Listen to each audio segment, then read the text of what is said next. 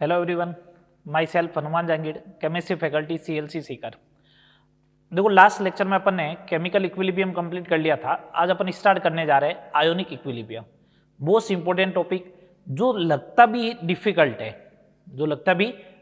है, रियलिटी में कि फिजिकल केमिस्ट्री में सबसे टफ टॉपिक कौन से आएंगे तो नाम आते हैं मूल कंसेप्ट, आयोनिक इक्विलिब्रियम, ये नाम आते हैं। तो आयोनिक इक्विलिब्रियम स्टार्ट कर रहे हैं। मैं अभी बोल रहा हूँ आज फर्स्ट लेक्चर से इसके बेसिक पे आप ध्यान दें। आप फॉर्मूला रट्टा नहीं मारे कि कैसे पीएच कैलकुलेट होती है, फॉर्मूला रट्टा नहीं मारे। आप बेसिक पे ध्यान दोगे तो लास्ट लेक्चर तक आपको ये चीज सारी समझ में आएगी कि इससे सिंपल टॉपिक हो ही नहीं सकता है कोई। बिल्कुल बेसिक से चलेगा, मतलब कोई रट्टा मार सिस्टम ही नहीं है। आपको जो जो पॉइंट लिखाए जाएंगे उनको ध्यान रखना है और उनका यूज करना आना चाहिए, आपको यूटिलाइज करना आना चाहिए। ठीक है, चलो आज अपन स्टार्ट करते हैं। बिल्कुल बेसिक से बताऊंगा।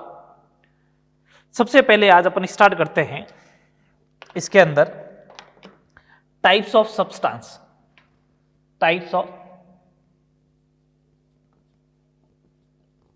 सब्सटेंस, पदार्थ के प्रकार कितने होते हैं।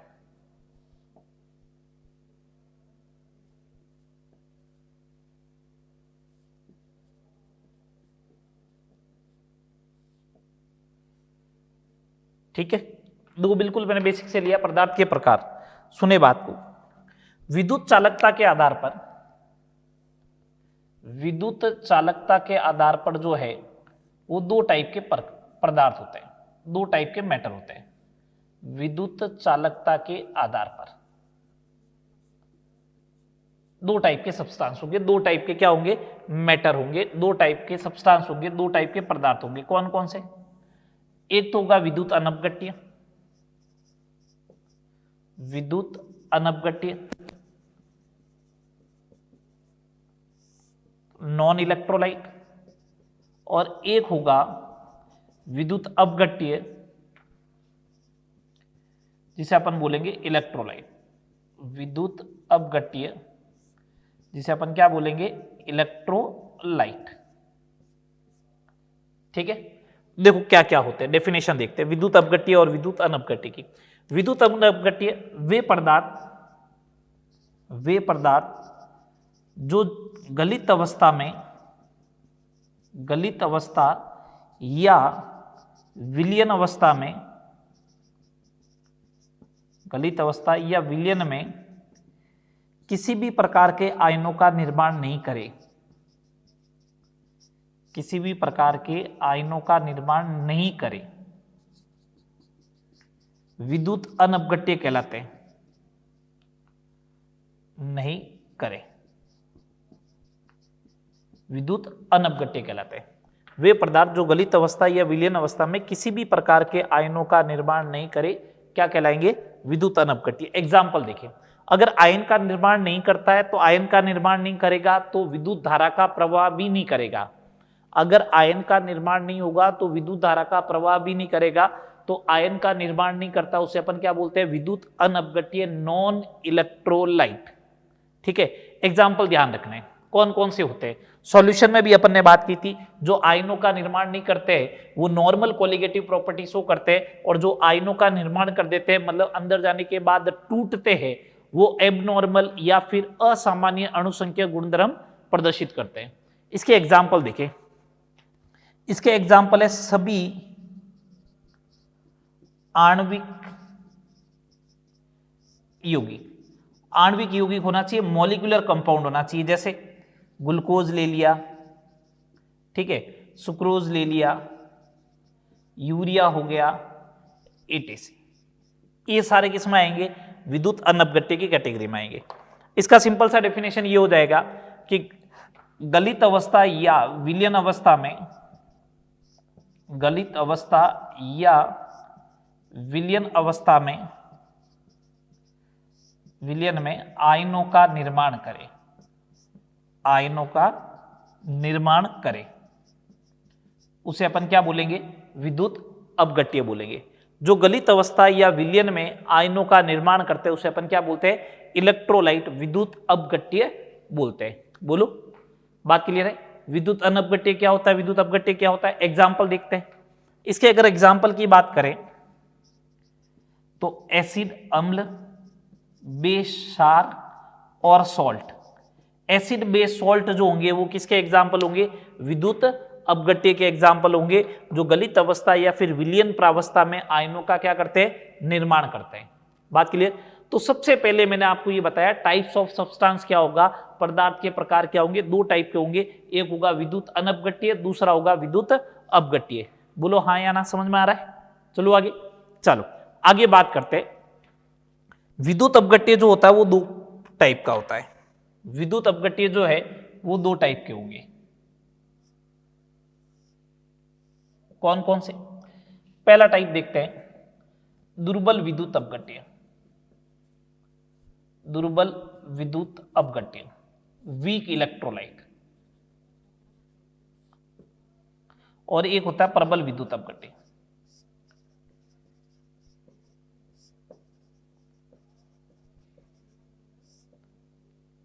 Strong electrolyte and weak electrolyte. पहले स्ट्रॉन्ग इलेक्ट्रोलाइट की बात करते हैं, फिर वीक इलेक्ट्रोलाइट की बात करेंगे।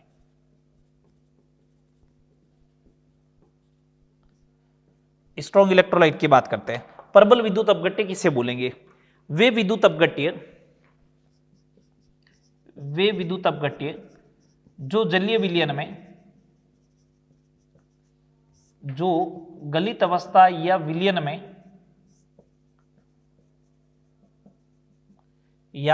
में पूर्ण वियोजित हो जाते हैं। पूर्ण वियोजित हो जाते हैं।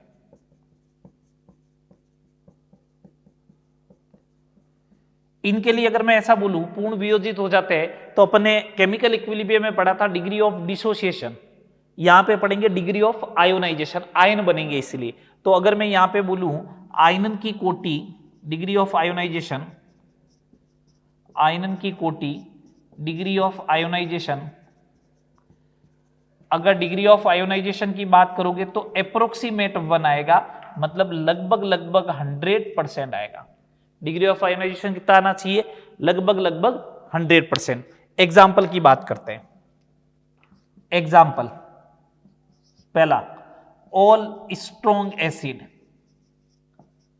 All strong acid, inorganic acid जो होते हैं वो स्ट्रॉन्ग एसिड होते हैं। कौन से? HCl ले लो, HNO3 ले लो, H2SO4 ले लो, HClO4 ले लो, ठीक है, H3PO2 ले लो, ये सारे स्ट्रॉन्ग एसिड में आएंगे। HCl, HNO3, H2SO4, HClO4, H3PO2 ये स्ट्रॉन्ग एसिड है। ऑल स्ट्रॉन्ग बेस ले लो, सारे इनऑर्गेनिक के बेस जो होते हैं, NaOH ले लिया, KOH ले लिया, है ना, बेरियम हाइड्रोक्साइड ले लिया, ये भी एक तरीके से स्ट्रॉन्ग बेस ही है। NaOH, KOH, barium hydroxide, ETC। All salt, सभी लवण। सॉल्ट मालूम है किससे बनता है? सॉल्ट बनता है एसिड और बेस, चाहे कैसा भी एसिड हो चाहे कैसा भी बेस हो, आपस में रिएक्ट करेगा तो सॉल्ट प्लस वाटर बनाएगा। तो सॉल्ट सारे इस कैटेगरी में लेने हैं। ऑल सॉल्ट का मतलब जैसे NaCl प्रबल अम्ल प्रबल क्षार से बना हुआ है, स्ट्रॉन्ग एसिड स्ट्रॉन्ग बेस से बना हुआ है। लेकिन CH3CONA दुर्बल अम्ल प्रबल क्षार से बना हुआ, आगे मैं और एक्सप्लेन करूंगा। ये ले लो, NH4Cl प्रबल अम्ल दुर्बल क्षार से बना हुआ है, या फिर दोनों वीक से बना हुआ हो तो भी इसी कैटेगरी में आएगा। बस ध्यान ये रखना है, इनका जो अल्फा होगा, डिग्री ऑफ आयोनाइजेशन जो होगा वो 1 होगा या 100% होगा, उसी को अपन क्या बोलते हैं? प्रबल विद्युत अपघट्य बोलते हैं। एग्जाम्पल ध्यान रखना, ये एग्जाम्पल आए दिमाग में, आपको दिमाग चलना चाहिए। अच्छा, HCl दिया, प्रबल है, स्ट्रॉन्ग इलेक्ट्रोलाइट है, 100% टूटेगा, बस ये दिमाग चले आपका, ठीक है। चलो, दुर्बल विद्युत अपघट्य की डेफिनेशन की बात करें तो दुर्बल विद्युत अपघट्य वे होंगे जो पूर्ण वियोजित नहीं होते हैं। पूर्ण वियोजित नहीं होते हैं। पूर्ण वियोजित नहीं होते। अगर पूर्ण वियोजित नहीं होते तो इनकी आयनन की कोटि जो होगी, डिग्री ऑफ आयोनाइजेशन, वो है वो 5% से भी कम होगा, से भी कम, 5% से भी कम होता है इनका आयोनाइजेशन। अगर आयोनाइजेशन 5% से भी कम होता है तो इनके लिए मैं ऐसा बोल सकता हूं 1 - अल्फा जो है वो आप किसके बराबर मान सकते हो, 1 के बराबर, क्योंकि अल्फा की वैल्यू 0.05 या इससे भी कम है, तो 0.05 या इससे भी कम होगी तो उसे अपन 1 माइनस अल्फा को लगभग क्या मान लेंगे, 1 मान लेंगे। मैं यहां तक बोल रहा हूं, बुक्स वगैरह में 5% का क्राइटेरिया है, मैं आपको बोल रहा हूं 10% तक आप 10% तक जो है उसे वीक मानो, 10% तक वीक मानो, आंसर में ज्यादा चेंज नहीं आएगा। हाँ, 10% से ज्यादा अल्फा आ गया और तुम लोगों ने वीक मान लिया तो फिर आंसर में चेंज होना स्टार्ट हो जाएगा, तो एरर आनी स्टार्ट होगी। 10% तक है, चला लेंगे अपन काम। बात आ रही समझ में? चलो एग्जाम्पल की बात करते हैं। एग्जाम्पल देखो, वीक एसिड, दुर्बल अम्ल, जो भी ऑर्गेनिक एसिड होते हैं वो सारे वीक एसिड होते हैं। कौन से? CH3COH ले लो, है ना, H2CO3 ले लो, चाहे फिनॉल ले लो, जो भी इन ऑर्गेनिक के एसिड है वो सारे इसमें आएंगे। सेकेंड नंबर, वीक बेस, जो भी ऑर्गेनिक में बेस पढ़ते हो वो सारे इसके अंदर आएंगे। वीक बेस का मतलब क्या? NH4OH ले लो, है ना, NH4OH ले लिया, कोई भी अगर एनिलीन ले लिया, ये सारे इसी के अंदर आएंगे। तो ये समझ में आया आपको? प्रबल विद्युत अपघट्य, दुर्बल विद्युत अपघट्य समझ में आया? तो मेरा टॉपिक यहां से स्टार्ट किया था, टाइप्स ऑफ सब्सटेंस क्या होता है, विद्युत मतलब पदार्थ के प्रकार क्या होते हैं। तो मैंने बोला विद्युत चालकता के आधार पर 2 टाइप से क्लासिफाई कर सकते हो, इलेक्ट्रोलाइट और नॉन इलेक्ट्रोलाइट। नॉन इलेक्ट्रोलाइट जो आयंस का फॉर्मेशन नहीं करे, जो किसी भी प्रकार के आयनों का निर्माण नहीं करता, उसे बोलते हैं विद्युत अनअपघट्य। विद्युत अपघट्य उसे बोलते हैं जो गलित अवस्था या विलयन अवस्था में किसका निर्माण करे, आयनों का निर्माण करे। 2 टाइप के होते हैं। कौन से 2 टाइप के? एक तो होता है दुर्बल विद्युत अपघट्य, एक होता है प्रबल विद्युत अपघट्य। दुर्बल विद्युत अपघट्य उसे बोलेंगे जिसके लिए अल्फा 5 या 5% से क्या हो, कम हो। मैं कह रहा हूं 10% तक चला लूंगा मैं। 1 माइनस अल्फा किसके बराबर होगा, 1 के बराबर होगा। यहाँ पे प्रबल विद्युत अपघट्य का मतलब जो लगभग पूरा टूट जाए, लगभग पूरा टूट जाए, इसका मतलब अल्फा की वैल्यू 1 होगी या 100% होना चाहिए। ये लो 1 या 100%। All strong acid, all strong base, all salt. कोई दिक्कत? एग्जाम्पल याद रखें। चलो आगे बात करते हैं।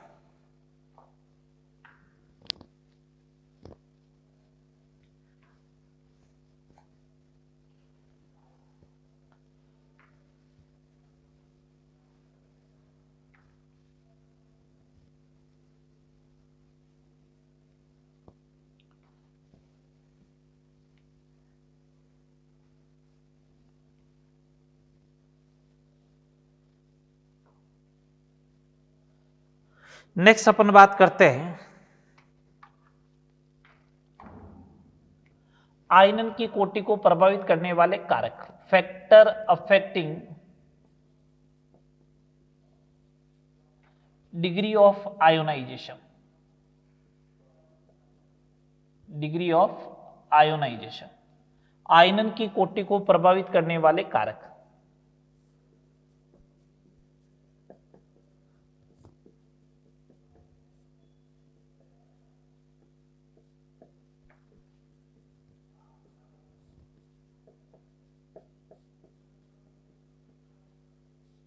आयनन की कोटि को प्रभावित करने वाले कारक, factor affecting degree of ionisation.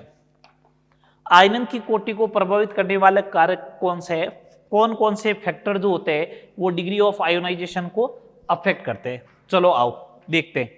पहला फैक्टर तो यही है कि विद्युत अपघट्य की प्रकृति, नेचर ऑफ इलेक्ट्रोलाइट, विद्युत अपघट्य की प्रकृति,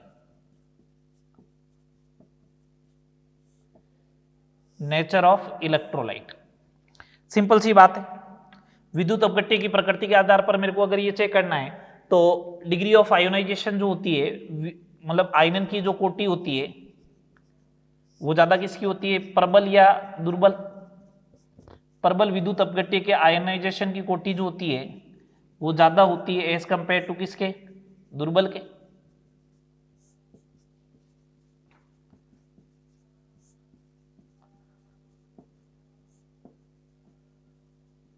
ये लो, प्रबल विद्युत अपघट्य के आयोनाइजेशन की कोटि ज्यादा होगी दुर्बल विद्युत अपघट्य के लिए। अब एक बात बताओ, अगर प्रबल विद्युत अपघट्य के आयोनाइजेशन की डिग्री जो है वो ज्यादा है, आयन की कोटि ज्यादा है, तो इसका मतलब वो नंबर ऑफ आयन ज्यादा देगा। तो अगर मेरे से पूछा जाए नंबर ऑफ आयन ज्यादा कौन देता है, तो प्रबल विद्युत अपघट्य देता है। तो अगर मैं बात बोलूं कि समान सांद्रता के लिए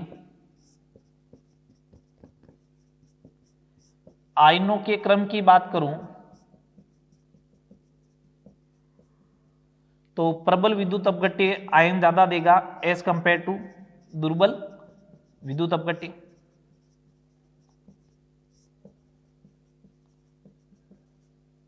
प्रबल विद्युत अपघट्य क्या करेगा, ज्यादा आयन देगा एज कंपेयर टू किसके, दुर्बल विद्युत अपघट्य के। बोलो हाँ या ना, बात ऑल क्लियर सारी, बताओ। तो ये पहला फैक्टर है विद्युत अपघट्य की प्रकृति। अगर स्ट्रॉन्ग इलेक्ट्रोलाइट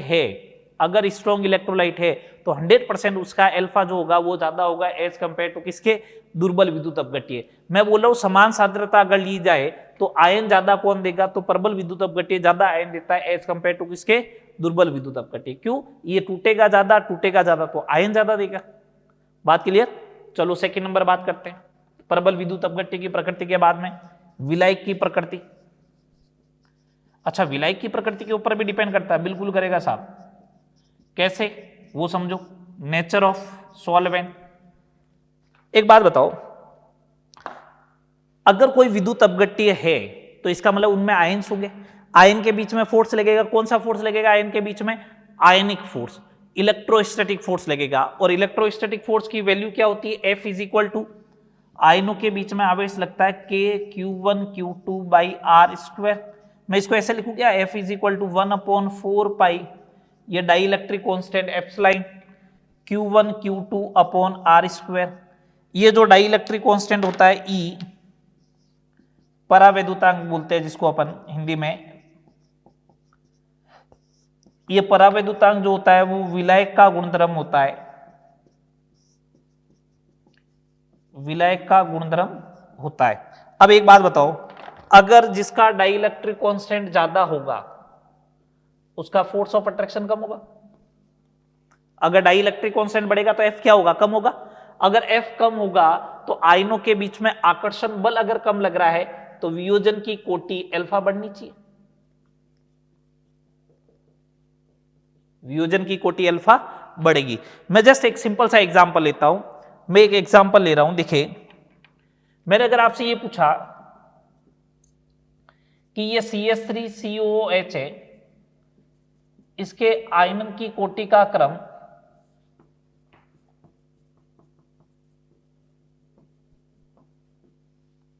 फर्स्ट एक सॉल्वेंट दिया A और एक दूसरा सॉल्वेंट दिया B, इसमें क्या होगा, ठीक है। इसका डाइइलेक्ट्रिक कांस्टेंट जो है वो 20 है और इसका डाइइलेक्ट्रिक कांस्टेंट 40 है। तो जिसका डाइइलेक्ट्रिक कांस्टेंट अगर ज्यादा होगा उसमें फोर्स ऑफ अट्रैक्शन कम होगा तो वियोजन की कोटि ज्यादा हो जाएगी। तो अपना आंसर ये होना चाहिए कि आयनन की कोटि जो होगी वो B में ज्यादा होगी एज कंपेयर टू A के। तो जिसका डाइइलेक्ट्रिक कांस्टेंट ज्यादा होता है, जिसका डाइइलेक्ट्रिक कांस्टेंट ज्यादा होता है उसमें वियोजन की कोटि भी ज्यादा आएगी, नंबर ऑफ आयंस भी क्या आएंगे, ज्यादा आएंगे। वाटर एक अच्छा सॉल्वेंट है, वाटर एक अच्छा सॉल्वेंट है, उसका रीजन उसका डाइइलेक्ट्रिक कांस्टेंट ज्यादा होता है। अधिकतम नहीं बोल रहा हूं, मैंने बोला ज्यादा होता है। ज्यादा कितना होता है, 80 के आसपास होता है, 79-80 कंसीडर करते हैं। तो वाटर का डाइइलेक्ट्रिक कांस्टेंट ज्यादा होता है, इसलिए जो है वो एक यूनिवर्सल सॉल्वेंट है, क्योंकि विद्युत अपघट्य उसमें जाने के बाद 100% टूटने की क्या रखता है, प्रोबेबिलिटी रखता है। ठीक है बात। थर्ड नंबर बात करते हैं टेम्परेचर, तापमान, टेम्परेचर। समझे बात को। अगर कोई इलेक्ट्रोलाइट है, ये AB इलेक्ट्रोलाइट है, चलो ये विद्युत अपघट्य है, ये जाएगा तो टूटेगा तो ये बनना चाहिए A++B- आयन का निर्माण करेगा। ये टूटने का प्रक्रम है।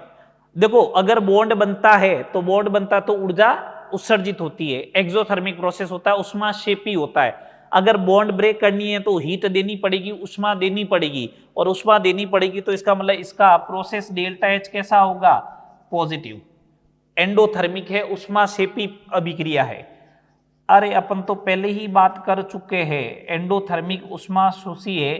तो केमिकल इक्विलिब्रियम में बोला था अगर उष्माशोषी होगा तो टेम्परेचर बढ़ाओगे तो रिएक्शन फॉरवर्ड में जाएगी, अगर रिएक्शन फॉरवर्ड में गई तो आयंस ज्यादा बनेंगे, अगर आयन ज्यादा बनेंगे तो आयनन की कोटि क्या होगी, बढ़ेगी।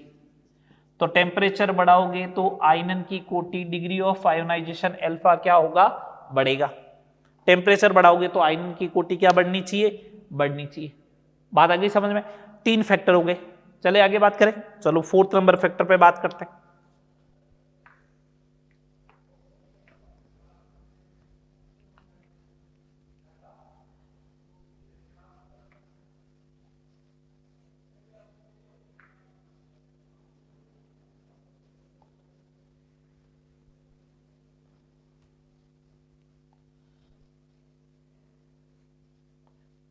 फोर्थ नंबर फैक्टर पे बात करते हैं। 4th नंबर फैक्टर है इफेक्ट ऑफ डाइल्यूशन, तनुकरण का प्रभाव।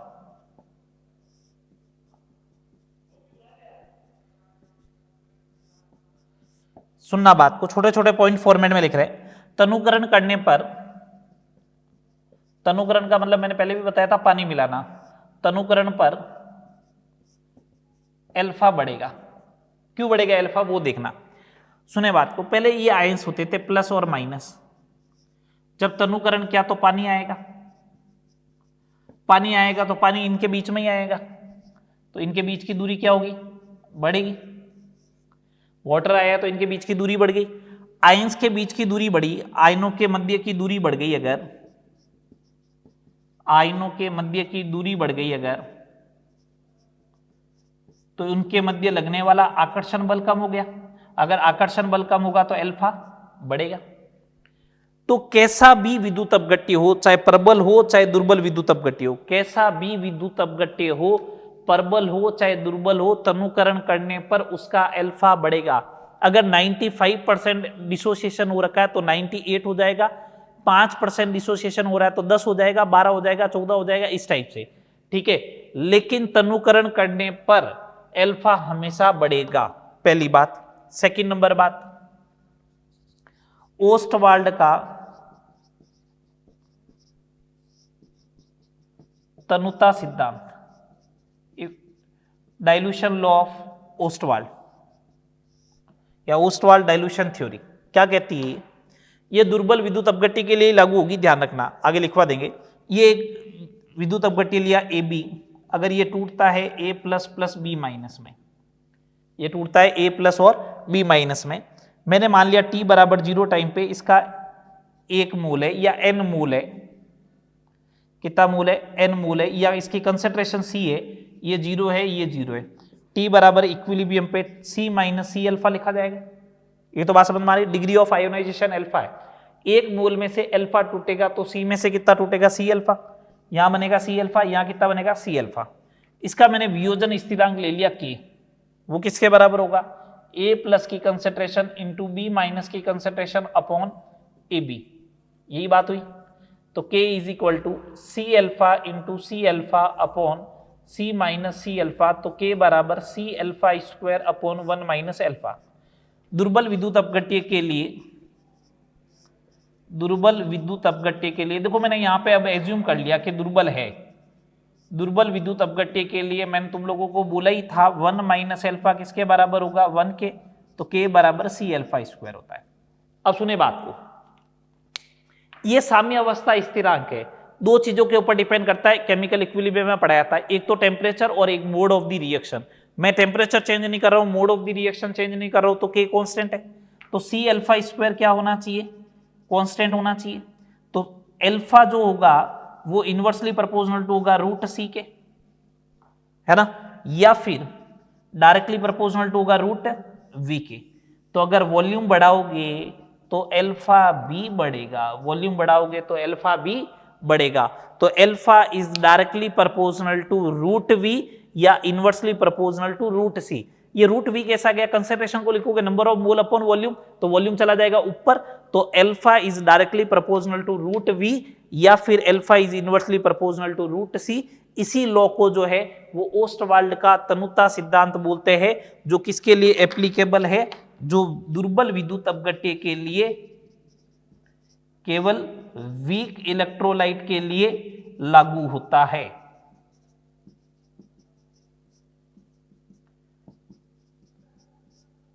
समझ में आई बात, और वो ये है। अब इसके ऊपर न्यूमेरिकल्स की भी बात करेंगे आगे।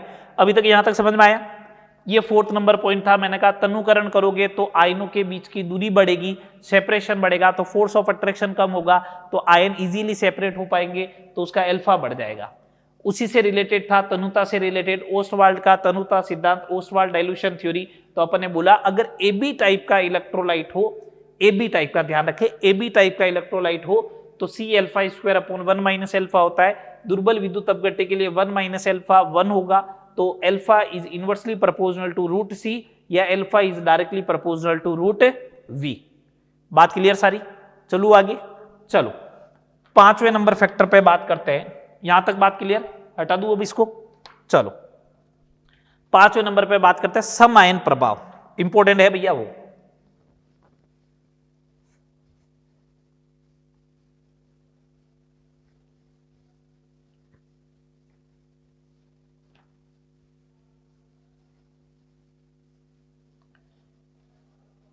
सम आयन प्रभाव देखो, 5वां फैक्टर कॉमन आयन इफेक्ट, ढंग से समझना। सम आयन प्रभाव, कॉमन आयन इफेक्ट, नाम से ही मालूम चल रहा है कॉमन आयन होगा कोई न कोई, है ना? नाम से ही मालूम चल रहा है ना कॉमन आयन होगा। देखो इसकी डेफिनेशन देखते हैं, उसके बाद इस इफेक्ट को समझते हैं। किसी दुर्बल विद्युत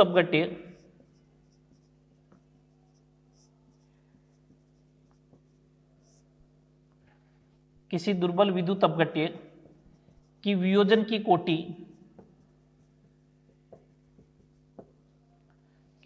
की कोटि का मान प्रबल विद्युत अपघट्य जिसमें एक आयन समान हो,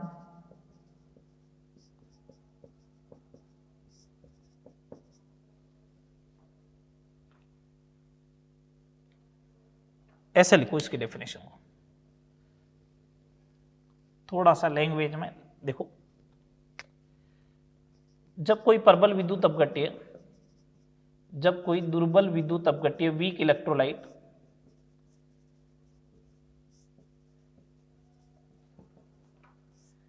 प्रबल विद्युत अपघट्य की उपस्थिति में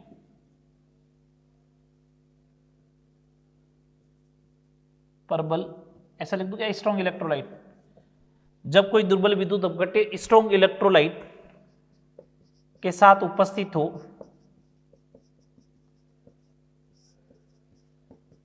जिसमें एक आयन समान हो, तो दुर्बल विद्युत अपघट्य की वियोजन की कोटि कम हो जाती है,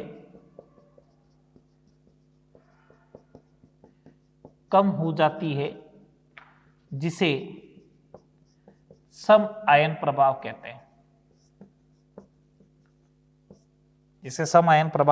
कहते हैं।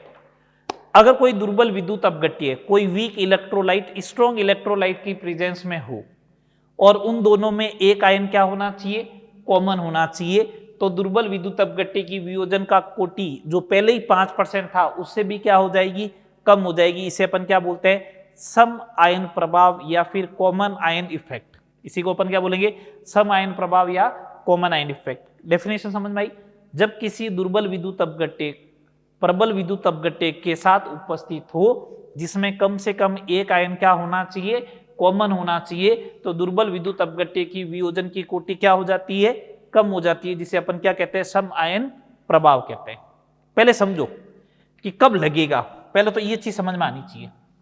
इफेक्ट बाद में समझाऊंगा मैं कि कम हुआ या नहीं हुआ, सुनना बात को। लगेगा कब? ये CH3COOH कैसा है,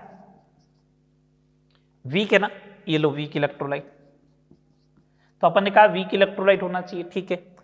ये स्ट्रॉन्ग इलेक्ट्रोलाइट की प्रेजेंस में होना चाहिए, मैंने कहा देखो, जिसमें एक आयन क्या रखना है, कॉमन रखना है। या तो H कॉमन रहेगा या CH3CO माइनस कॉमन रहेगा, तो मैंने कहा या तो HCl ले लो या फिर CH3CONA ले लो।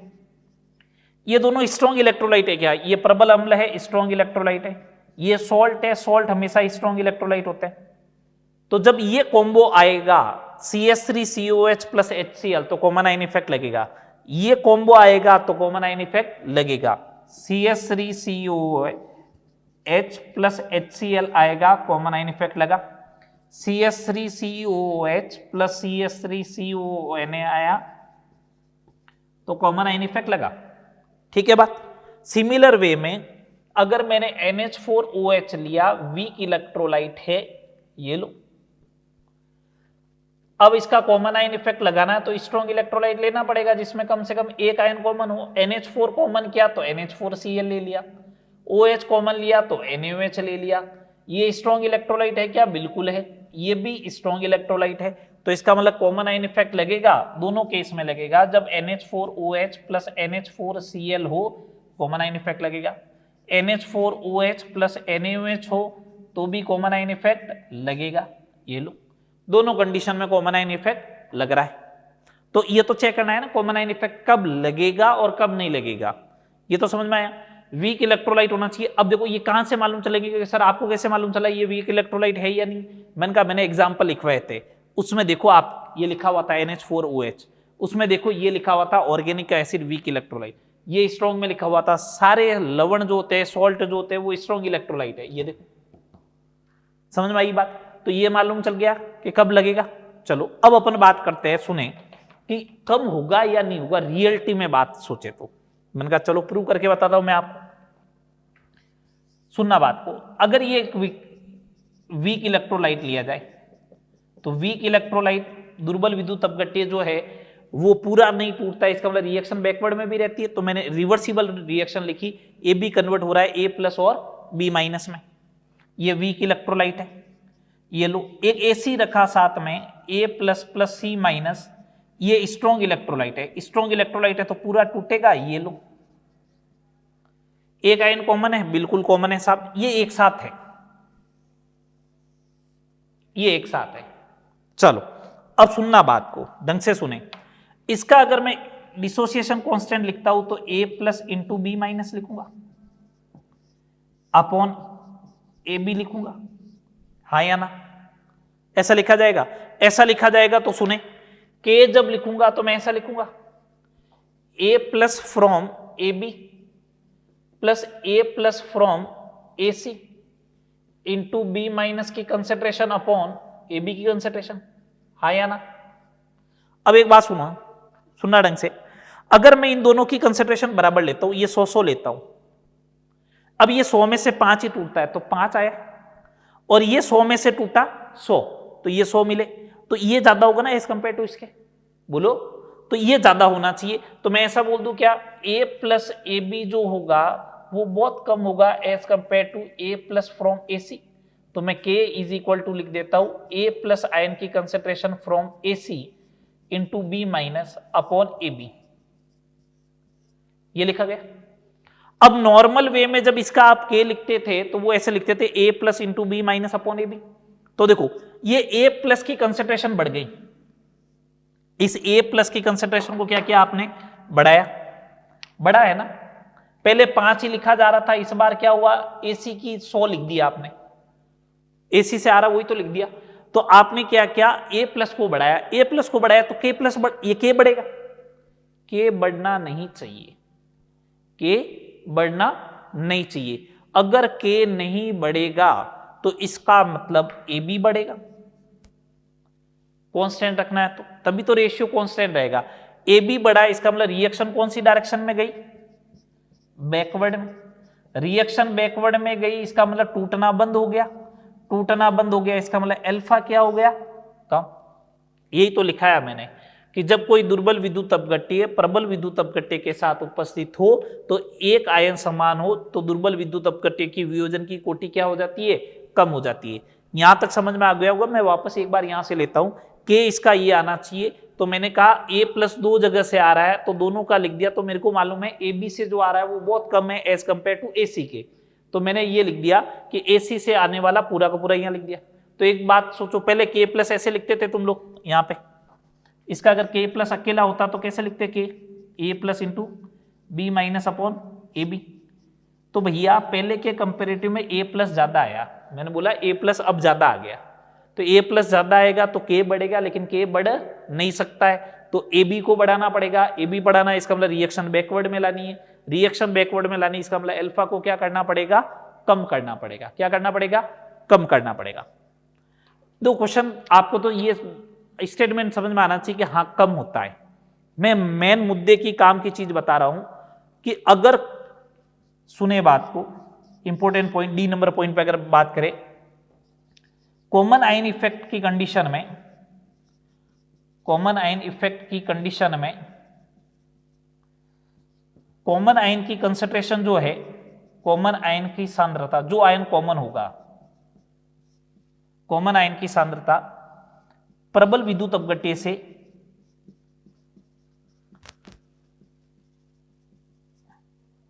लिखी जाती है।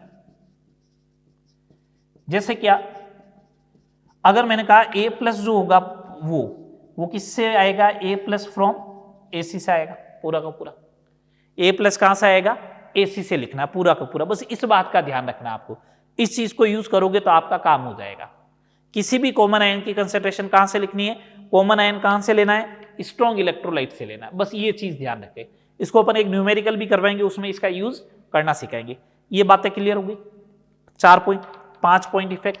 छठा इफेक्ट देखे, विपरीत आयन प्रभाव, अपोजिट आयन इफेक्ट। इसका उल्टा है, बढ़ेगी अब विपरीत आयन प्रभाव।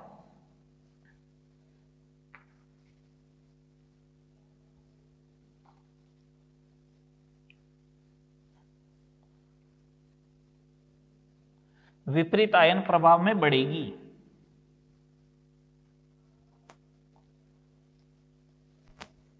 देखो इधर देखो जल्दी से, छठा इफेक्ट, फैक्टर अफेक्टिंग में विपरीत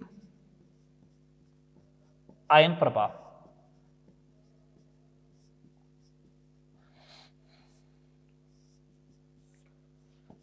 अपोजिट आयन इफेक्ट। इसका यूज सॉल्युबिलिटी वाले टॉपिक में करेंगे, लास्ट टॉपिक जो हुआ इसमें। अपोजिट आयन इफेक्ट में आपको बस ये ध्यान रखना है, विपरीत आयन प्रभाव के कारण, विपरीत आयन प्रभाव के कारण अल्फा का मान बढ़ता है, अल्फा बढ़ जाएगा। जैसे सुनना, ये दुर्बल विद्युत अपघट्य के लिए लागू होगा। जैसे CH3COH होता है, ये टूट रहा है, CH3CO माइनस बन रहा है, प्लस H प्लस बन रहा है। इसमें मैंने क्षार मिला दिया, बेस मिला दिया। तो जैसे ही आपने क्षार मिलाया, बेस मिलाया, तो क्षार मिलाने पर OH माइनस मिला है। OH माइनस किसके साथ रिएक्शन करेगा, H प्लस के साथ। ये इसके साथ रिएक्ट करके क्या बना लेगा, वाटर। तो साम्य पर H प्लस आयन की कंसेंट्रेशन क्या होने लगेगी, कम होने लगेगी। बोलो, H प्लस आयन की अगर कंसेंट्रेशन कम होगी तो अब आप इसका K लिखो, CH3CO minus into H plus upon acidic acid लिखा। तो जैसे ही आपने बेस मिलाया, तो ये H प्लस आयन तो क्या हो गया, कम। अगर ये कम होगा तो K कम होने लगेगा। याद करो केमिकल इक्विलिब्रियम में पढ़ाया था, अगर प्रोडक्ट कम होने लगेगा तो उस कंडीशन में रिएक्शन किधर जाने लगेगी, फॉरवर्ड में। इसको भी कम करना पड़ेगा। रिएक्टेंट कम हो रहा है, इसका मतलब रिएक्शन किधर जाएगी, फॉरवर्ड में जाएगी। अगर रिएक्शन फॉरवर्ड में जा रही है, इसका मतलब अल्फा क्या होगा, बढ़ेगा। ये देखो, रिएक्शन फॉरवर्ड में जाएगी तो अल्फा बढ़ना चाहिए। तो विपरीत आयन प्रभाव जब भी होगा तो अल्फा क्या होगा, बढ़ेगा। बात समझ में आई। तो ये अपने थे सारे क्या, यहां तक जो मैंने पढ़ा है वो था factor affecting degree of ionization. कोई दिक्कत है तो बोलो, नहीं। चलो अब अपन बात करते हैं, एक छोटा सा टॉपिक ले रहा हूं, आयनों की सांद्रता, कंसंट्रेशन ऑफ आयन, आयनों की सांद्रता, कंसंट्रेशन ऑफ आयंस। आयनों की सांद्रता, कंसंट्रेशन ऑफ आयंस। देखिए क्या होती है कंसंट्रेशन ऑफ आयंस। मैं बात कर रहा हूं, अगर जैसे एक AB जो है वो वीक इलेक्ट्रोलाइट है। कैसा है? वीक इलेक्ट्रोलाइट है। तो ये टूटेगा ऐसे A+ और B- में। तो T बराबर 0 टाइम पे इसका C होगा, ये 0 0। T बराबर इक्विलिब्रियम टाइम पे C - C अल्फा, ये C अल्फा, ये C अल्फा। तो किसी भी आयन की कंसंट्रेशन मेरे से पूछी गई A और B की अभी बराबर है, और वो किसके बराबर है? C अल्फा के बराबर है। ठीक है, किसी भी आयन की कंसंट्रेशन C अल्फा हो गई। सेकेंड नंबर पॉइंट पे बात करते हैं। सेकेंड नंबर पॉइंट पे बात करते हैं, अगर यही AB जो है वो स्ट्रॉन्ग इलेक्ट्रोलाइट हो जाता, स्ट्रॉन्ग इलेक्ट्रोलाइट हो जाता, तो ये पूरा टूटता है A+ और B- में। मैं तो ये बोलता हूं A+ और B- की बराबर होती। हाँ साहब बराबर होती। किसके बराबर होती? C अल्फा के बराबर होती। ये लो C अल्फा। अब अपन को मालूम है for strong electrolyte alpha is equal to 1, तो A+ और B- आयन की कंसेंट्रेशन बराबर, और वो किसके बराबर? C के बराबर। A+ और B- की कंसेंट्रेशन बराबर, और वो किसके बराबर होगा? कंसेंट्रेशन C के बराबर होगा। जो ये लिख रहे हो ना, ये जो दे रखी होती है उसी के बराबर होती है। जैसे मैं एक एग्जांपल ले रहा हूं, एक सिंपल सा एग्जांपल ले रहा हूं। अगर मैंने ऐसा बोला 0.1 मोलर HCl है, 0.1 मोलर HCl है, H+ आयन कितना होगा? तो मैं बोलूंगा ये स्ट्रॉन्ग इलेक्ट्रोलाइट है, तो 0.1 के बराबर ही होगा। अब आपको इसका पीएच कैलकुलेट करना है। आगे क्वेश्चन यही तो बनेगा, पीएच कैलकुलेट करो। अरे बेटा पीएच कैलकुलेट करने के लिए पहले H+ आयन चाहिएगा, तो H+ आयन आ गया, देख लो आपके पास H+ आयन आ गया, तो पीएच आसानी से कैलकुलेट कर लोगे। हाँ या ना? बोलो, बात समझ में आई? अब सेकेंड नंबर बात करते हैं, थर्ड नंबर बात पे आते हैं। अगर जैसे सपोज करो, हमेशा ये ध्यान नहीं रखना, मैं तो बोलता हूँ C अल्फा होती है, लेकिन मेरे दिमाग में तो ये चीज क्लियर है, मैं C अल्फा बोल रहा हूं तो AB टाइप के इलेक्ट्रोलाइट के लिए बोल रहा हूं। अगर कोई इलेक्ट्रोलाइट ऐसा हो गया तो A2B टाइप का, तो मैं बोलूंगा 2A+ बनाएगा प्लस B- 2 बनाएगा। T बराबर 0 टाइम पे ये C है, ये 0 ये 0। T बराबर इक्विलिब्रियम टाइम पे C - अल्फा, ये C - C अल्फा, ये 2C अल्फा, और ये C अल्फा। तो अब A+ की जो कंसेंट्रेशन होगी वो तो होगी 2C अल्फा, और B- 2 की कंसेंट्रेशन होगी वो C अल्फा होगी। समझ में आई बात? जैसे सुनना बात को, जैसे एग्जांपल लिया मैंने 0.1 m H2SO4 ले लिया। अब मेरे से पूछा H+ आयन कितना होगा, तो मैं कहूंगा 2 H+ आयन देगा ना, इसको तोड़ो H2SO4 को। इस H2SO4 को अगर मैं ब्रेक करता हूं तो ये ऐसे टूटता है। अगर इस H2SO4 को अगर मैं ब्रेक करता हूं तो ये ऐसे टूटेगा 2H+ सल्फेट आयन, तो इसका मतलब ये 2C अल्फा मिलेगा। ये लो 2C अल्फा मिल गया। अब सुनना बात को, ये 2 × C की वैल्यू 0.1 और अल्फा प्रबल है या दुर्बल है? प्रबल है, तो 1 रखूंगा। ये जैसे ही 1 लिखा तो ये बन गया 0.2 m। ये लो 0.1 m H2SO4 से कितना मिलेगा? 0.2 m मिल जाएगा। बात क्लियर सारी? चलो अब आगे बात करते हैं। अब अपन करते हैं इनसे रिलेटेड सिंपल से न्यूमेरिकल बता रहा हूं, ठीक है? अभी तक जितना पढ़ा है उससे रिलेटेड। फिर अपन बात करेंगे एसिड बेस की, एसिड बेस थ्योरी की बात करेंगे।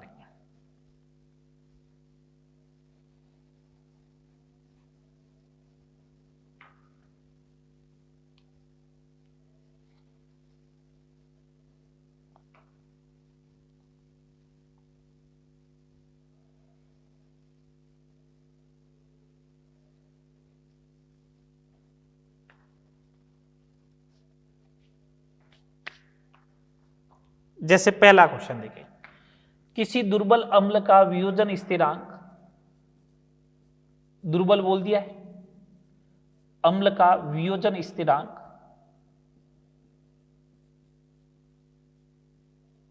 क्या दे रखा है? 4.9 × 10⁻⁻⁶ है, ठीक है? और आपको दिया हुआ है अम्ल की सांद्रता जब 0.1 है तो अल्फा बताओ कितना होगा? अल्फा कितना होगा? तो बहुत सिंपल सा क्वेश्चन है ये। तो ये बहुत सिंपल सा क्वेश्चन कैसे हो गया? अगर वीक इलेक्ट्रोलाइट है, दुर्बल अम्ल Ha लिख दो आप, और आसान हो जाएगा। दुर्बल अम्ल Ha मतलब AB टाइप का इलेक्ट्रोलाइट हुआ, तो ए बी टाइप के इलेक्ट्रोलाइट के लिए के बराबर क्या होता है, C alpha square upon 1 minus alpha. दुर्बल है तो alpha very very less than 1 या 1 minus alpha is equal to 1, तो के बराबर सी अल्फा स्क्वायर। तो अल्फा बराबर root K by C, value put कीजिएगा 4.9 इंटू 10⁻⁻6 अपॉन 0.1, तो alpha is equal to 7 into 10⁻³ 0.007। Percentage में चाहिए तो परसेंटेज में आ जाएगा 0.7%। ठीक है, ये सिंपल सा क्वेश्चन बन गया। देखो ऐसे क्वेश्चन बनेंगे। सेकंड नंबर प्रॉब्लम देखें।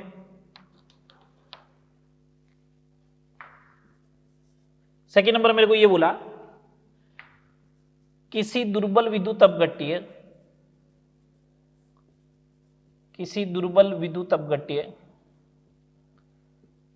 भैया जिसका वियोजन स्थिरांक माइनस में आ रहा है ना पावर, तो वो दुर्बल ही है, अपना आप ये ध्यान रखें।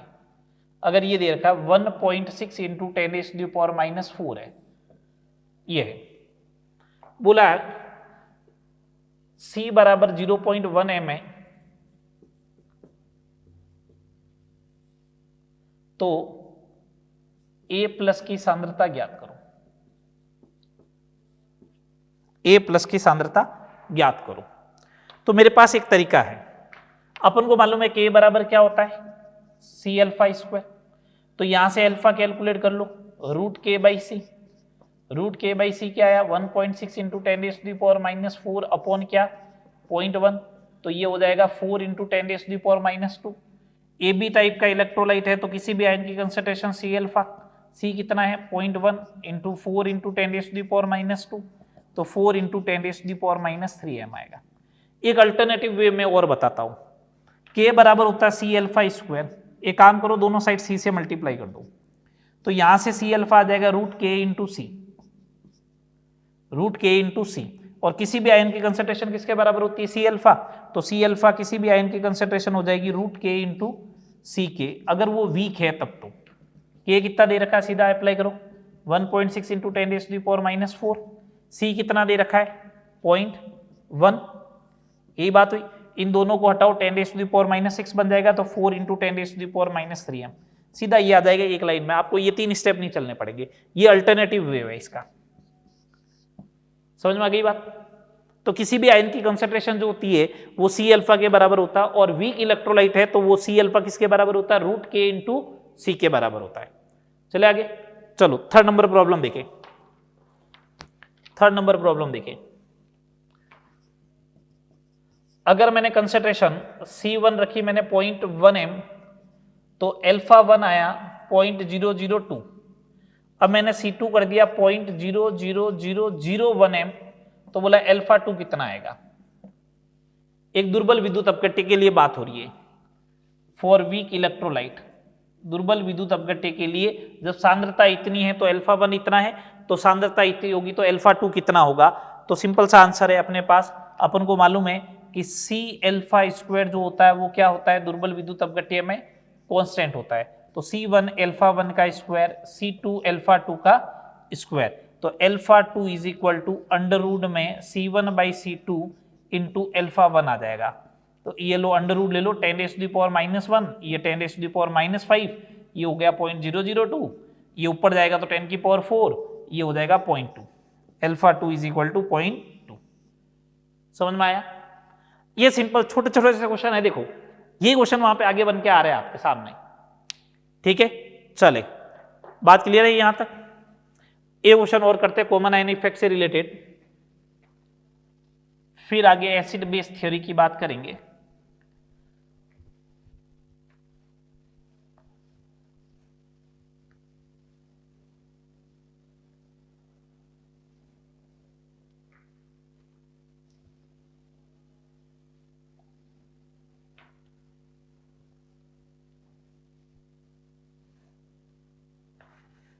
आपको ये बोला गया नेक्स्ट प्रॉब्लम में, प्रॉब्लम नंबर 4, आपसे ये बोला गया एक वीक इलेक्ट्रोलाइट है AB, उसका डिसोसिएशन कांस्टेंट दे रखा 1.6 इंटू 10⁻⁻4। एक दुर्बल विद्युत अपघट्य है AB जिसका K दे रखा अपन को E, ठीक है। 0.1 m AB एवं प्रबल विद्युत अपघट्य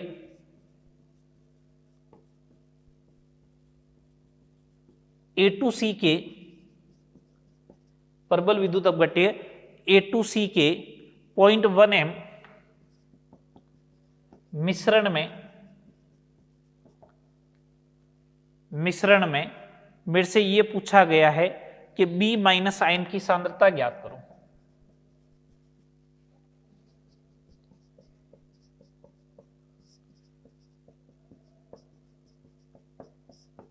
सुनना बात करो उनसे, बहुत अच्छा क्वेश्चन है। ये वीक इलेक्ट्रोलाइट है AB, ये स्ट्रॉन्ग इलेक्ट्रोलाइट है जिसमें एक आयन कॉमन हो गया A और A, कॉमन आयन इफेक्ट लगेगा। कॉमन आयन इफेक्ट लगेगा तो इसका K लिखोगे A plus into B minus upon AB। मैंने तुम लोगों को क्या समझाया था, कॉमन आयन इफेक्ट जब भी लगता है तो कॉमन आयन की कंसेंट्रेशन स्ट्रॉन्ग से लेनी है, तो इसका मतलब A प्लस कहां से लोगे, A2C से। एक बात बताओ, ये A2C है, जब ये A2C अगर आप ले रहे हो, हाँ देखो इधर अपन ने बोला था कि मैंने तुम लोगों को समझाया था A2C जो है, यहां से आप क्या करें, कॉमन आयन की कंसेंट्रेशन कैलकुलेट कर ले A प्लस की। A प्लस की कितनी मिलेगी, 2C के बराबर। C कितना दे रखा है इसका 0.1, ये लो, ये हो गया 0.2। ये वैल्यू यहाँ पुट करो, K is equal to A plus की कंसेंट्रेशन 0.2 आ गया, B माइनस की कैलकुलेट करनी है, AB की कंसेंट्रेशन कितनी दे रखी है, 0.1 दे रखी है, तो B माइनस की जो कंसेंट्रेशन आएगी वो आएगी K/2, आएगी K/2। K कितना दे रखा है बोलो, 1.6 into 10⁻⁻⁴ divide by 2, 0.8 into 10⁻⁻⁴ means 8 into 10⁻⁻5। ये आई। कॉमन आयन इफेक्ट की कंडीशन में, कॉमन आयन इफेक्ट की कंडीशन में कंसेंट्रेशन ऑफ आयन क्या होगी, कम होगी। कॉमन आयन इफेक्ट की कंडीशन में कंसेंट्रेशन ऑफ आयन क्या होनी चाहिए, कम होनी चाहिए। दो कम हुई है, मैं चेक करके बताता हूं। अगर ये अकेला होता ना, ये अकेला होता तो उस कंडीशन में कंसेंट्रेशन होती C अल्फा, C अल्फा होता रूट के इंटू C के बराबर, रूट के ये लो C, तो ये होता 16 इंटू 10⁻⁻⁶, तो आता 4 इंटू 10⁻⁻3। इसके कंपेरेटिव में देख लो कंसेंट्रेशन कम हो गई है, तो कॉमन आयन इफेक्ट जब भी लगेगा तो कंसेंट्रेशन क्या होगी, कम होगी। ये मैंने समझाया था, मैंने कहा था अल्फा कम होगा, अल्फा कम होगा तो किसी आयन की कंसेंट्रेशन भी क्या हो जाएगी, कम हो जाएगी। चले आगे, चलो अब अपन बात करते हैं एसिड बेस थ्योरी की। अब अपन बात करेंगे एसिड बेस थ्योरी की।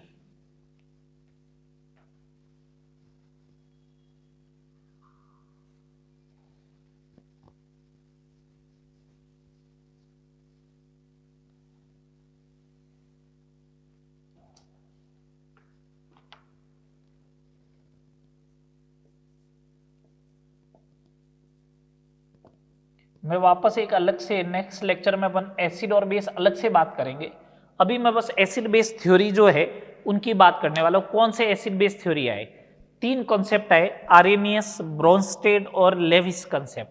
तीन कॉन्सेप्ट थे, उसमें से अपने एग्जाम पॉइंट ऑफ व्यू से बात करें तो सबसे इंपॉर्टेंट है ब्रोंस्टेड एसिड बेस थ्योरी। सबसे इंपॉर्टेंट क्या रहेगा, ब्रोंस्टेड एसिड बेस थ्योरी। चलो मैं एक एक करके तीनों की बात करता हूं। सबसे पहले आरेनियस कंसेप्ट, आरेनियस का सिद्धांत।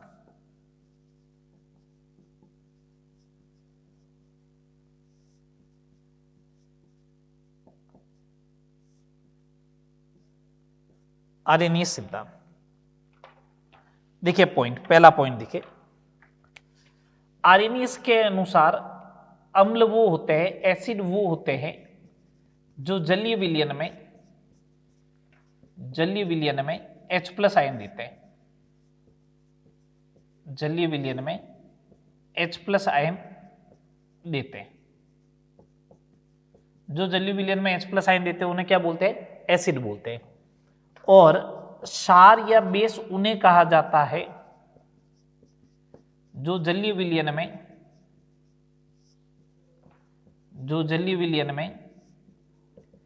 OH माइनस आयन देते हैं। जो जलीय विलयन में OH माइनस आयन देते हैं उन्हें बोलते हैं क्षार, बेस। और एसिड उसको बोलते हैं जो जलीय विलयन में क्या देते हैं, H प्लस आयन देते हैं। नेक्स्ट पॉइंट बात देखिए, H प्लस आयन जो है वो जलीय विलयन में कौन सी फॉर्मेट में रहेगा?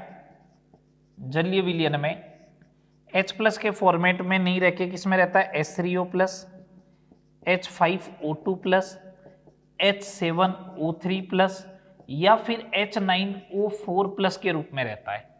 ठीक है, कैसे समझना बात को? ये जैसे मैंने H3O लिया प्लस का, H2O में H प्लस, जो आप H प्लस दोगे एसिडिक मीडियम में, वो वाटर के साथ रिएक्शन करके बनाएगा H3O प्लस, बना लिया H3O प्लस। अब इस ऑक्सीजन के ऊपर पॉजिटिव चार्ज आ गया। जब ऑक्सीजन के ऊपर पॉजिटिव चार्ज आएगा तो ये हाइड्रोजन बॉन्डिंग में पार्टिसिपेट नहीं कर सकता है, लेकिन ये हाइड्रोजन तो हाइड्रोजन बॉन्डिंग में पार्टिसिपेट कर सकता है। ये लो, ऑक्सीजन के साथ हाइड्रोजन बॉन्ड बना लेगा वाटर के ऑक्सीजन के साथ। सिमिलर वे में ये भी हाइड्रोजन बॉन्डिंग बना लेगा, ये भी हाइड्रोजन बॉन्डिंग बना लेगा, ये 3 डॉट के थ्रू हाइड्रोजन बॉन्डिंग। ये पूरा स्ट्रक्चर देखे, ये पूरा स्ट्रक्चर में देख ले, 2 4 6 7 8 9 H9, 4 ऑक्सीजन हो गए और पॉजिटिव चार्ज इस फॉर्मेट में रहेगा। मैक्सिमम टेंडेंसी ये, एक हाइड्रोजन बॉन्ड बनाया तो ये बनेगा, 2 हाइड्रोजन बॉन्ड बनाया तो ये बनेगा, तीसरा हाइड्रोजन बॉन्ड बनाएगा तो ये बन जाएगा। ठीक है, सिमिलर वे में OH माइनस आयन जो है, OH माइनस आयन जो होगा, अगर मैं बात करूं OH माइनस आयन की, तो OH माइनस आयन जलीय विलयन में कौन से फॉर्मेट में रहेगा? वाटर जोड़ते जाओ, इसमें भी ये रहेगा H3O2 minus, H5O3 minus and H7O4 minus के रूप में रहेगा। कौन से फॉर्मेट में रहेगा? H3O। ठीक है, कैसे रहेगा? 3 हाइड्रोजन बॉन्डिंग कर सकता है। कितनी हाइड्रोजन बॉन्डिंग करेगा? 3 बार हाइड्रोजन बॉन्डिंग करेगा तो ये बन जाएगा। ठीक है, ये बात आपको ध्यान रखनी है। एग्जाम्पल की बात करते हैं नेक्स्ट पॉइंट में, 5वें नंबर पॉइंट पे एग्जाम्पल कैसे लिखूंगा। ये जलीय विलयन लिया HCl इन एक्वस मीडियम, जलीय विलयन में H प्लस दे रहा है प्लस Cl माइनस, एसिड दे रहा है, H प्लस दिया है इसने, इसलिए ये क्या है? एसिड है, आर्सेनियस का एसिड है। NaOH लिया, जलीय विलयन में लिया मैंने, तो जलीय विलयन में लिया तो OH माइनस दे रहा है, ये OH माइनस दे रहा है, इसलिए ये क्या है? बेस है। तो जो जलीय विलयन में H प्लस देता है वो अम्ल होता है, जो जलीय विलयन में OH माइनस देता है वो क्या होता है? बेस होता है। बात क्लियर? इसके ऊपर ज्यादा क्वेश्चन वगैरह कुछ बनते नहीं है। हाँ, इसकी लिमिटेशन ध्यान रखनी है, मैं बोल देता हूं, मॉड्यूल में वगैरह में लिखी हुई है, आपको ध्यान रखना बस। लिमिटेशन क्या है इसकी, कमियां क्या है? जो फर्स्ट लिमिटेशन जो है ना इसकी फर्स्ट लिमिटेशन तो ये कि ये केवल जलीय विलयन में ही जो है, जलीय विलयन में लागू होता है। अगर आपने जलीय विलयन नहीं लिया तो फिर आप एसिडिक और बेसिक नेचर चेक ही नहीं कर पाओगे। सेकेंड नंबर, ये ऑक्साइड जो होते हैं, ऑक्साइडों का अम्लीय या क्षारीय प्रभाव की व्याख्या नहीं कर पाता है, ऑक्साइडों के अम्लीय या क्षारीय प्रभाव की व्याख्या नहीं कर पाएगा। थर्ड नंबर अगर मैं बात करूं तो ये सापेक्षिक सामर्थ्य की भी व्याख्या नहीं करता। रिलेटिव स्ट्रेंथ क्या होगी, कौन अच्छा एसिड है या कौन स्ट्रॉन्ग एसिड है, कौन वीक एसिड है, सापेक्षिक सामर्थ्य की भी व्याख्या नहीं कर पाएगा। बेसिकली 3 चीजें डिफाइन नहीं कर पाता है, जलीय विलयन में लागू नहीं होगा, अगर नॉन मेटल का ऑक्साइड है तो वो एसिडिक होता है, उसकी व्याख्या नहीं कर पाएगा, मेटल का एसिड जो होता है वो बेसिक होता है ऑक्साइड, उसकी व्याख्या नहीं कर पाएगा, और सापेक्षिक सामर्थ्य की व्याख्या नहीं कर पाता है। बस ये ध्यान रखना है। ठीक है, काम के जितने भी पॉइंट है एसिड बेस थ्योरी में आर्सेनियस कंसेप्ट से रिलेटेड वो मैंने सारे लिख दिए। चले आगे, सेकंड नंबर बात करते हैं ब्रोंस्टेड एसिड बेस थ्योरी।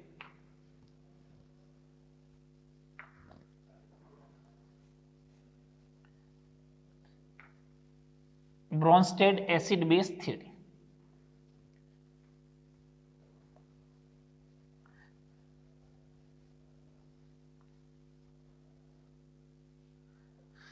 चलो सेकेंड नंबर कंसेप्ट पे आते हैं, ब्रोंस्टेड एसिड बेस थ्योरी।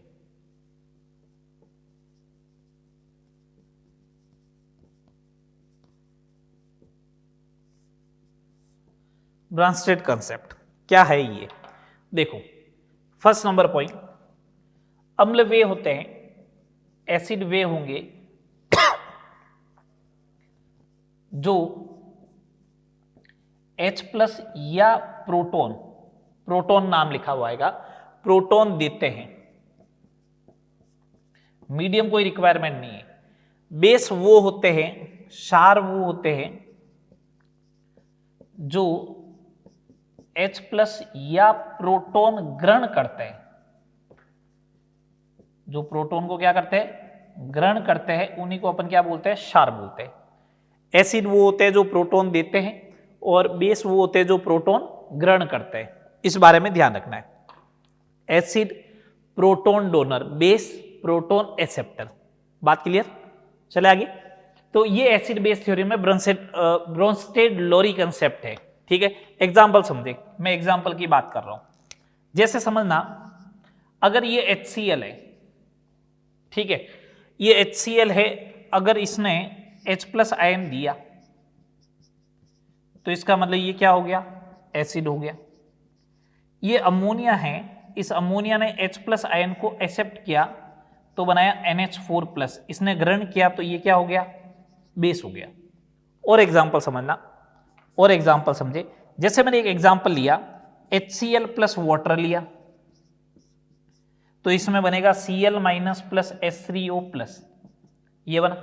तो HCl में से देखो H+ बाहर हो गया, इसका मतलब ये क्या है, इसने प्रोटॉन दिया है, तो इसका मतलब ब्रोंस्टेड एसिड है। H2O में H+ जुड़ गया है, तो इसका मतलब ये बेस हो गया। बात सही है? आगे और देखो, अगर मैंने एग्जाम्पल लिया अमोनिया प्लस वाटर और रिएक्शन हो गई और बन गया NH4+ प्लस OH-, इसका मतलब इसने प्रोटॉन ग्रहण किया है, तो इसका मतलब ये ब्रोंस्टेड बेस होगा, इसने H+ दिया है तो ये एसिड होगा। यहां तक बात समझ में आई? समझ में आई बात? तो H2O देखो एसिड और बेस दोनों की तरह काम कर सकता है यहां पे देखो, ठीक है, ये फिक्स नहीं रहेगा ब्रोंस्टेड कंसेप्ट में। ब्रोंस्टेड कंसेप्ट में आप एसिड हो या बेस हो तभी मालूम चलेगा जब आप अदर के साथ रिएक्शन करोगे। आपसे पूछा जाए H2O कैसा ब्रोंस्टेड एसिड है या बेस है, तो आप बोलोगे कि भैया देखो पहले रिएक्शन करवाओ। वैसे एसिड और बेस दोनों प्रूव हो गए, ठीक है, लेकिन रिएक्शन कराओगे तभी मालूम चलेगा कि वो इस रिएक्शन में एसिड की तरह ट्रीट करेगा या बेस की तरह ट्रीट करेगा। अगला पॉइंट देखे, इसका अगला पॉइंट देखे। एक मैं एग्जांपल लिख रहा हूं, जैसे ये HCl लिखा प्लस CH3COOH लिखा, ये रिएक्शन हुई, मान लो ये बन रहा है CH3COH2+, ये एसिड है, ये बेस है, ठीक है, ये एसिड हो गया, बेस हो गया। प्रोडक्ट की साइड में देखे, अगर अब मैं रिएक्शन को उल्टा देखना स्टार्ट करता हूं, इस साइड से अगर मैं रिएक्शन देखना स्टार्ट कर रहा हूं, तो देखिए Cl- ने H+ को एक्सेप्ट किया तो ये बेस हुआ और ये क्या होगा, एसिड। लेकिन इनको बोलते हैं कॉन्जुगेट, कॉन्जुगेट मतलब संयुग्मी, संयुग्मी क्या हो गया, क्षार हो गया। ये क्या हो गया, कॉन्जुगेट एसिड, संयुग्मी अम्ल हो गया। ये देखो, तो अम्ल का जो संयुग्मी होता है वो क्षार होता है, बेस का संयुग्मी क्या होता है, अम्ल होता है। और एग्जाम्पल देखो, जैसे मैं एक एग्जाम्पल लेता हूं और सिंपल सा एग्जाम्पल और देखो, अगर मैंने इस टाइप का एग्जाम्पल लिया, ये लो NH3 plus water NH4 plus plus OH- बना, तो ये क्या है, एसिड है। ये क्या है, बेस है, गलत। इसने H+ आयन एक्सेप्ट किया तो ये बेस होगा, ये एसिड होगा, ठीक है। इस बेस का कॉन्जुगेट ये बन रहा है तो ये होगा कॉन्जुगेट एसिड, और इसका हो जाएगा ये कॉन्जुगेट बेस। बोलो, इस बेस का ये NH4 बन रहा है तो ये हो जाएगा कॉन्जुगेट एसिड, और H2O से बन रहा है OH-, तो एसिड का बन जाएगा कॉन्जुगेट बेस। बोलो हाँ या ना, समझ में आ रहा है? ठीक है, तो मैं एक बात यहां पे ये बोलना चाह रहा हूं कि संयुग्मी अम्ल क्षार युग्म को, संयुग्मी अम्ल क्षार युग्म को H+ के द्वारा डिफर किया जाता है, H प्लस का डिफरेंस होता है एक H प्लस का, एक H प्लस का डिफरेंस है तो इसका मतलब वो क्या होगा, संयुग्मी अम्ल क्षार युग्म होगा। जैसे अगर मेरे को बोला जाए H2O and H3O plus, conjugate acid base pair है क्या, कॉन्जुगेट एसिड बेस पेयर संयुग्मी अम्ल क्षार युग्म है क्या, है। ठीक है, मेरे से बोला जाए H2SO4 और SO4-2, दो H प्लस का डिफरेंस हो गया, not a conjugate acid base pair, नहीं। ठीक है, अगर ऐसा दे रखा है HCO3- एंड CO3-2 दे रखा है तो कॉन्जुगेट एसिड बेस पेयर है क्या, बिल्कुल है साहब, बिल्कुल होगा। अगर मेरे को ऐसा दे रखा है, अगर ऐसा दे दिया जाए, ठीक है, क्या दे दूं मैं आपको, अगर NH3 दे दिया जाए और NH4+ दे दिया जाए और पूछे कॉन्जुगेट एसिड बेस पेयर है क्या, बिल्कुल है। अगर एक H प्लस का डिफर होता है तो उसे अपन कॉन्जुगेट एसिड बेस पेयर बोलेंगे अभी के लिए, तो ये ध्यान रखना है। एक H प्लस का अगर डिफरेंस होता है तो उसे कॉन्जुगेट एसिड बेस पेयर बोला जाता है। एक तो एग्जाम में ये पूछा जाता है कॉन्जुगेट एसिड बेस पेयर कौन सा है कौन सा नहीं है, आइडेंटिफाई कर लो। अब अगला क्वेश्चन जो आएगा इसी के अंदर, ब्रोंस्टेड कॉन्सेप्ट के अंदर, वो क्या आ रहा है वो देखो।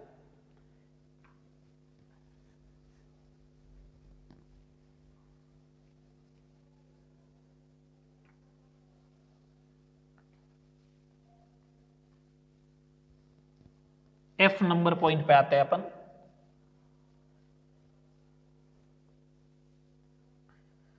F नंबर पॉइंट पे आते हैं, F नंबर पॉइंट पे, F नंबर पॉइंट में मैं ये बोल रहा हूं, आपको ऐसा दिया जाएगा कि H2O का कॉन्जुगेट एसिड क्या होगा।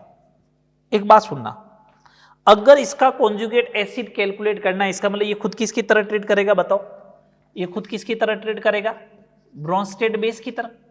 बेस का ही तो कॉन्जुगेट एसिड होगा, तो ये बेस की तरह ट्रीट करेगा। तो बेस कौन होता है, जो H प्लस एक्सेप्ट करता है, तो क्या बना H3O+, तो ये बेस था तो इसका कॉन्जुगेट एसिड ये हो गया, तो कॉन्जुगेट एसिड कौन हो जाएगा, H3O+। कॉन्जुगेट एसिड कैलकुलेट करना है तो H प्लस जोड़ दे, कॉन्जुगेट बेस कैलकुलेट करना है तो H माइनस हटा दे, H को माइनस कर दे।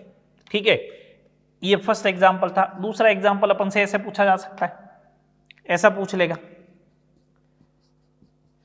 NH2 या NH3 का कॉन्जुगेट बेस पूछ लिया, है ना। तो कॉन्जुगेट बेस पूछा तो अपन को मालूम है दिमाग में कि NH3 का कॉन्जुगेट बेस पूछा, इसका मतलब ये एसिड होगा। अगर ये एसिड की तरह काम करेगा तो H प्लस आयन रिलीज करना चाहिए, तो NH2- is a conjugate base of NH3। ठीक है, जैसे इसका पूछ ले, थर्ड नंबर बात करें, HCO3- का कॉन्जुगेट एसिड पूछ लिया आपसे, इसका कॉन्जुगेट एसिड पूछा, इसका मतलब ये बेस की तरह काम करेगा। बेस वो होता है जो H प्लस आयन को एक्सेप्ट करे, तो H2CO3, H प्लस एक्सेप्ट करवा दो। समझ में आ रही है बात। तो इस टाइप से आपसे पूछा जा सकता है कि इसका कॉन्जुगेट एसिड बेस पेयर, या ये है तो इसका कॉन्जुगेट एसिड क्या होगा, ये है तो इसका कॉन्जुगेट बेस क्या होगा, ये है तो इसका कॉन्जुगेट एसिड क्या होगा। बात क्लियर। आगे बात करते हैं G नंबर पॉइंट पे, 7वां नंबर पॉइंट इसका, एम्फीप्रोटिक स्पीसीज, एम्फीप्रोटिक स्पीसीज, उबेप्रोटिक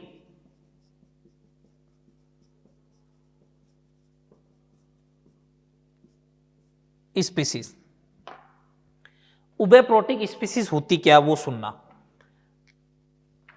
देखो, एम्फी का मतलब होता है दोनों, और प्रोटिक का मतलब प्रोटॉन ग्रहण भी करे और प्रोटॉन का त्याग भी करे। वे स्पीसीज जो प्रोटॉन ग्रहण या प्रोटॉन ग्रहण एवं त्याग दोनों करते हैं, उबेप्रोटिक स्पीसीज कहलाते हैं। ठीक है, जैसे एग्जाम्पल लेते चलो आओ। एग्जाम्पल लिया मैंने H2O, एक H प्लस आयन रिलीज करेगा तो OH माइनस बनाएगा, एक H प्लस लेगा तो H3O+ बनाएगा। दोनों चीजें बन रही है, इसका मतलब H2O जो है वो एम्फीप्रोटिक स्पीसीज है। ठीक है, अब अगर मेरे से ऐसा पूछा जाए कि NH3 एम्फीप्रोटिक स्पीसीज है क्या, तो मैं सिंपल सा बोलूंगा H प्लस आयन रिलीज करवो तो बनेगा NH2 माइनस, H प्लस दे दो बनेगा अमोनियम आयन। दोनों बन रहे हैं, ये भी पॉसिबल होता है, ये भी पॉसिबल होता है, इसका मतलब ये जो है वो क्या है, एम्फीप्रोटिक है। समझ में आई बात, ये एम्फीप्रोटिक होगा। अब अगर आपसे ऐसा दे दिया जाए, अब आपको ऐसा दे दिया जाए कि CO3 माइनस 2 बताओ है या नहीं है, तो मैं एक सिंपल सी बात बोलूंगा, CO3 माइनस 2 है तो इसके बारे में सुनो भैया, H प्लस दे तो सकते हो, तो HCO3 माइनस तो बनेगा, लेकिन H प्लस रिलीज करवा सकते हो क्या, नहीं करवा सकते हो, not a amphiprotic, not amphiprotic. सबसे अच्छा जो क्वेश्चन बनता है ना वो इस टाइप क्या बनेगा, ठीक है, ऐसा दे देगा H2PO2 माइनस। ठीक है, अब आपने कहा ठीक है भैया, देखो इधर H प्लस आयन दे दो इसको, ये लो H3PO2 बन जाएगा, पॉसिबल है, हाइपोफॉस्फोरस एसिड। आपने कहा कि H प्लस रिलीज भी करवा दो, तो मैंने कहा बनेगा HPO2 माइनस 2, नॉट पॉसिबल। कि सर पॉसिबल क्यों नहीं हुआ, दो हाइड्रोजन थे, अरे वो एसिडिक हाइड्रोजन था ही नहीं, वो प्रोटॉन था ही नहीं। H3PO2 का जब स्ट्रक्चर बनाते हो, पहले भी बात कर चुके हैं, ये वाला स्ट्रक्चर होता है इसका, ये वाला स्ट्रक्चर था, तो जब ये H प्लस हटा तब ये बना, ये प्रोटॉन है ही नहीं, ये प्रोटॉन नहीं है तो हटेगा ही नहीं, नहीं हटेगा तो ये बनना नहीं चाहिए, तो एक तो इसके बारे में ध्यान रखें। ठीक है, सेकंड नंबर ये दे रखा हो HPO3 माइनस 2, तो देखो ये नहीं है ना, नॉट एम्फीप्रोटिक, नॉट एम्फीप्रोटिक। ठीक है, अब अगर इसके बारे में बात कर रहा हूं तो H प्लस दो इसको, तो H प्लस देते ही तो बन जाएगा H2PO3 माइनस 1, पॉसिबल है, और H प्लस निकालते ही बन जाएगा PO3 माइनस 3, पॉसिबल नहीं है। क्यों, क्योंकि ये मूल स्पीसीज जो है वो यहां से आई हुई है, इसमें एसिडिक हाइड्रोजन दो ही होते हैं, इसके अंदर कितने एसिडिक हाइड्रोजन है, दो, ये मैं पहले बात कर चुका हूं सारी, एसिडिक हाइड्रोजन इसमें दो है, अगर एसिडिक हाइड्रोजन इसमें दो है तो दो निकलने चाहिए, दो निकलने के बाद ये बन जाएगा, तो अब ये रिलीज नहीं करेगा H प्लस, तो नहीं करना चाहिए, आपने करवाया, गलत है, नॉट एम्फीप्रोटिक।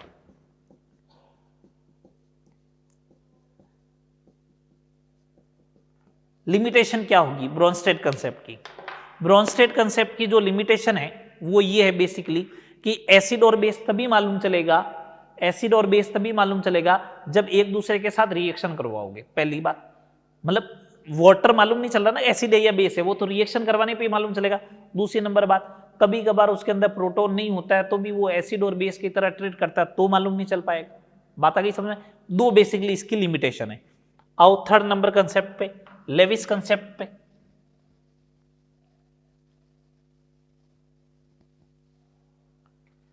लेविस कंसेप्ट पे आए बेटा, नेक्स्ट क्लास के लिए आप लॉग एंटी लॉग की वैल्यू देख लेना, है ना, उनकी जरूरत पड़ने वाली है।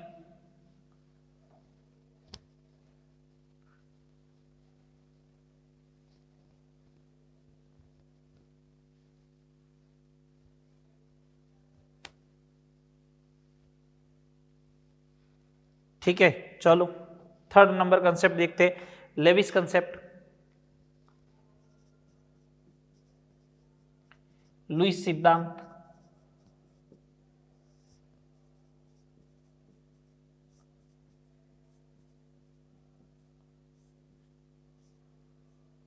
ठीक है, लेविस कंसेप्ट क्या कहता है, लेविस कंसेप्ट सिंपल सा ये बोलता है कि एसिड वो होते हैं, अम्ल वे होते हैं जो लोन पेयर या एकांकी इलेक्ट्रॉन युग्म, एकांकी इलेक्ट्रॉन युग्म ग्रहण करते हैं, और बेस वे होते हैं, लेविस बेस वे होंगे, लुईस सार वे होंगे जो लोन पेयर दान करते हैं, डोनेट करते हैं। ठीक है, थर्ड नंबर पॉइंट, लेविस अम्ल Lewis acid and Lewis base जब रिएक्शन करते हैं तो कौन सा बॉन्ड बनता है? तो उपसंयोजक कोऑर्डिनेट बॉन्ड बनेगा।